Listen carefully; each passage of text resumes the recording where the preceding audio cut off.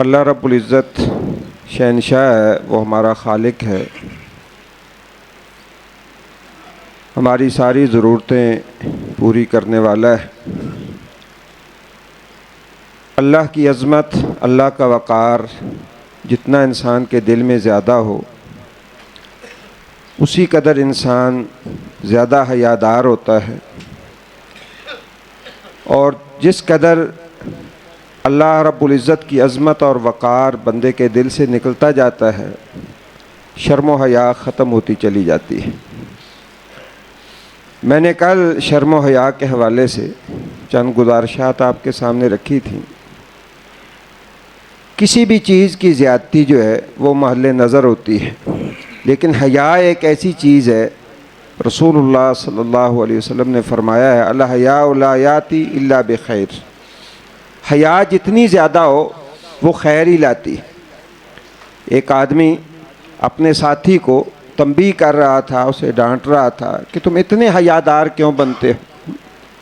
تو رسول اللہ صلی اللہ علیہ وسلم نے یہ سن کے فرمایا دعہ، اسے رہنے دو،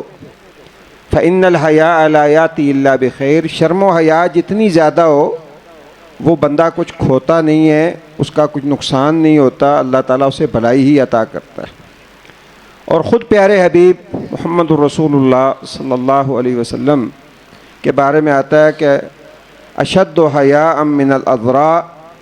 کہ کنواری بچیاں جتنی حیادار ہوتی ہیں، رسول اللہ صلی اللہ علیہ وسلم کے اندر اس سے زیادہ کہیں حیا تھی۔ حیا کا جو اصل منبع ہے وہ اللہ تعالیٰ کی ذات ہے، کہ انسان اللہ رب العزت سے صحیح معنوں میں حیا کرنے والا بنے،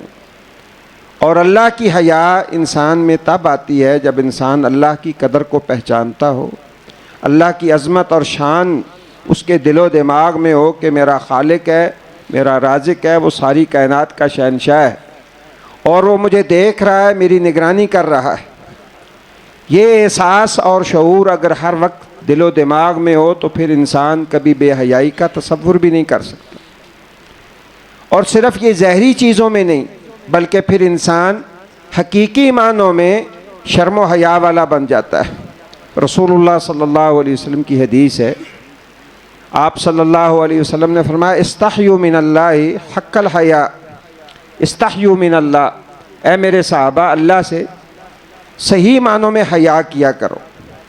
تو صحابہ عرض کرنے لگا وَإِنَّا لَنَسْتَحْيِي وَالْحَمْدُ لِلَّهِ، اللہ کے رسول اللہ کا شکر ہے ہم اللہ سے بڑی حیا کرتے ہیں۔ رسول اللہ صلی اللہ علیہ وسلم نے فرمایا لَيْسَ ذَاكَ، صرف وہ نہیں، جو میں کہہ رہا ہوں وہ یہ ہے کہ انسان پھر جب اللہ سے حیا کرتا ہے فَلْيَحْفَظِ الرَّأْسَ وَمَا هَوَى وَلْيَحْفَظِ الْبَطْنَ وَمَا هَوَى وَلْيَذْكُرِ الْمَوْتَ وَالْبِلَا، فرمایا پھر انسان اپنے دل و دماغ میں جو آنے والی سوچیں ہیں ان کے اوپر بھی پہرا دیتا ہے۔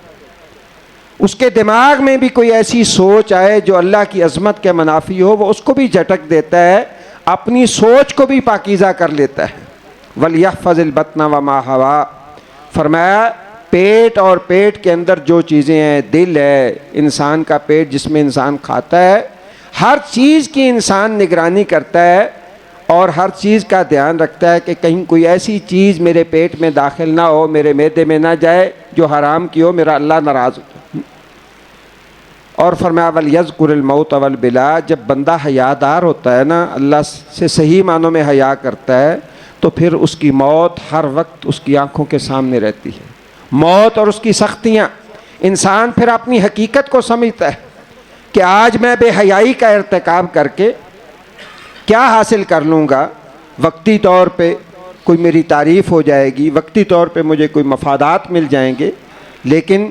وہ وقت بھی آنا ہے کہ جب موت نے آ کے مجھے دبوچ لینا اور میرا سب کچھ جو ہے وہ بوسیدہ ہو جانا۔ تو نبی صلی اللہ علیہ وسلم نے فرمایا اصل حیا اللہ تعالیٰ سے یہ ہے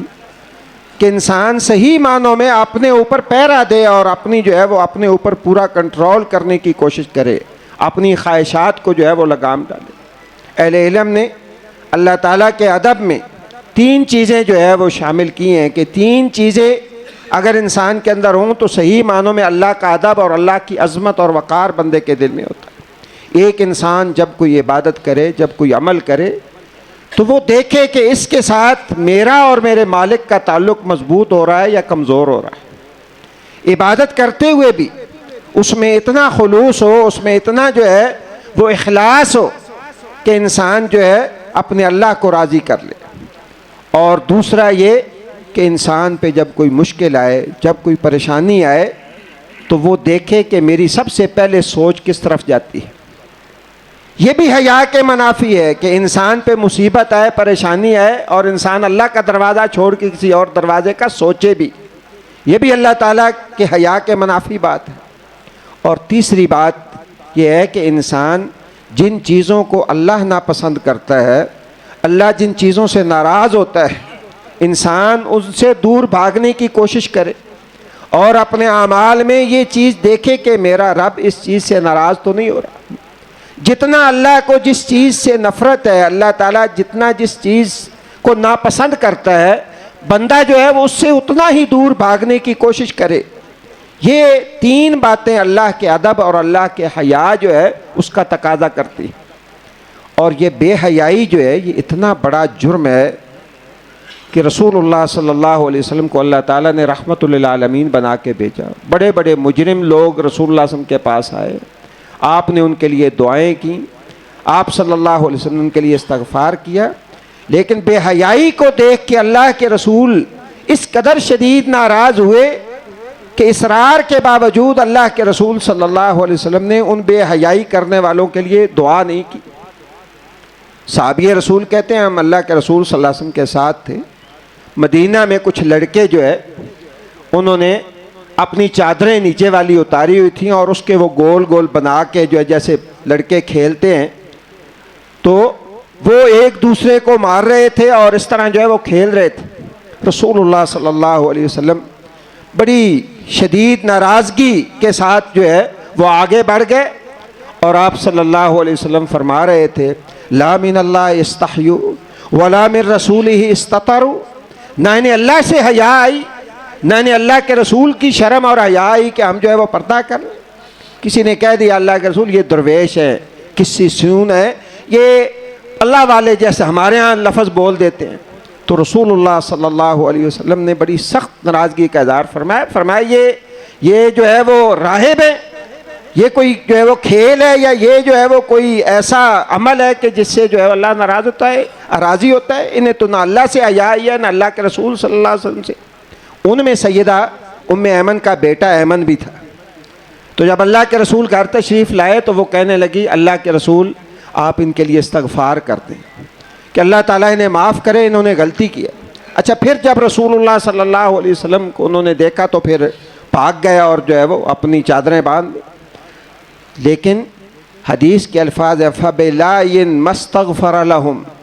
ام ایمن کے اصرار کے باوجود اللہ کے رسول صلی اللہ علیہ وسلم نے ان کے لیے استغفار نہیں کیا. آج جس بے حیائی کی طرف امت مسلمہ جو ہے وہ بڑی تیزی کے ساتھ بھاگ رہی ہے، یقین جانیے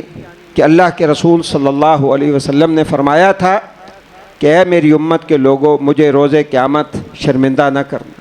لیکن آج ہم کوئی کام ایسا جو ہے وہ اس حوالے سے کیا سوچتے ہیں، کیا کرتے ہیں، کیا اس بات پہ ہماری توجہ ہے کہ ہمارے اس عمل سے کہیں اللہ کے رسول کو کوئی شرمندگی نہ ہو. اپنے اعمال کی اصلاح اس لیے بھی کرنی چاہیے کہ کل قیامت والے دن اللہ کے رسول صلی اللہ علیہ وسلم کو ہماری وجہ سے اللہ کے سامنے شرمندگی نہ ہو کہ یہ آپ کی امت ہے. اتنا بڑا اللہ نے ہمیں اعزاز دیا ہے کہ ہم رسول اکرم صلی اللہ علیہ وسلم کی امت ہے، تو اس کی لاج بھی رکھنی چاہیے اور شرم و حیا کا دامن جو ہے وہ نہیں چھوڑنا چاہیے. وہ ہماری تقریبات ہوں، وہ ہمارا جو ہے وہ سوشل میڈیا کا اکاؤنٹ ہو، وہ ہماری جو ہے وہ نجی تقریبات ہوں، شرم و حیا یہ مسلمان کا زیور ہے. اس سے اللہ تعالیٰ خیر ہی عطا کرتا ہے اور بے حیائی جو ہے وہ کبھی خیر نہیں لاتی، وہ ہمیشہ شر اور فساد کے دروازے ہی کھولتی ہے. اللہ تعالیٰ مجھے بھی اور آپ کو بھی شرم و حیا والی زندگی عطا فرمائے، بے حیائی سے اللہ تعالیٰ محفوظ رکھے. سبحانک اللہم و بحمدک اشہد ان لا الہ الا انت استغفرک و اتوب الیک.